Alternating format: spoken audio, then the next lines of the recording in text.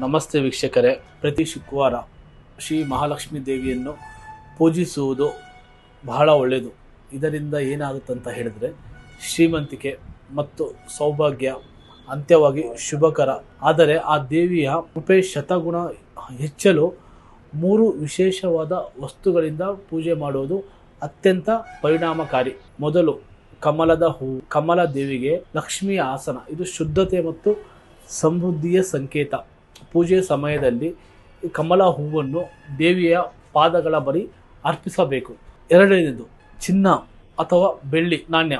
ಈ ನಾಣ್ಯವನ್ನು ಧನಲಕ್ಷ್ಮಿಗೆ ಪ್ರತಿರೂಪ ದೇವಿಯ ಮುಂದೆ ಇಟ್ಟು ನಮ್ಮ ಜೀವನದಲ್ಲಿ ಧನ ಧರ್ಮ ಎರಡೂ ಬೆಳಗಲಿ ಎಂದು ನಾವು ಪ್ರಾರ್ಥನೆ ಮಾಡ್ಕೋಬೇಕು ಮನಸ್ಸಲ್ಲಿ. ಮೂರನೇದಾಗಿ ಹಾಲು ಮತ್ತು ಗಂಧದ ದೀಪ. ಹಾಲಿನಿಂದ ತಯಾರಿಸಿದ ದೀಪವನ್ನು ಬೆಳಗಿಸಿ ಅದಕ್ಕೆ ಚಂದನದ ವಾಸನೆ ಸೇರಿಸಿ. ಈ ದೀಪದ ಬೆಳಕು ದೇವಿಯ ಸನ್ನಿಧಿಯನ್ನು ಆಕರ್ಷಿಸುತ್ತದೆ ಮತ್ತು ನಿಮ್ಮ ಮನೆಯ ನಕಾರಾತ್ಮಕ ಶಕ್ತಿ ನಿವಾರಿಸುತ್ತದೆ. ಈ 3 ವಸ್ತುಗಳಿಂದ ಪ್ರತಿ ಶುಕ್ರವಾರ ಲಕ್ಷ್ಮಿ ಪೂಜೆ ಮಾಡಿದರೆ ದೇವಿಯು ಕೃಪೆಯು ನಿಮ್ಮ ಜೀವನದಲ್ಲಿ ಶಾಂತಿ, ಸಮೃದ್ಧಿ, ಸುಖ, ನೆಮ್ಮದಿ, ಆಕರ್ಷಣೆ ಖಂಡಿತವಾಗ್ಲೂ ಆಗುತ್ತೆ. ಇದೊಂದು ಮಾಡಿ ನೋಡಿ.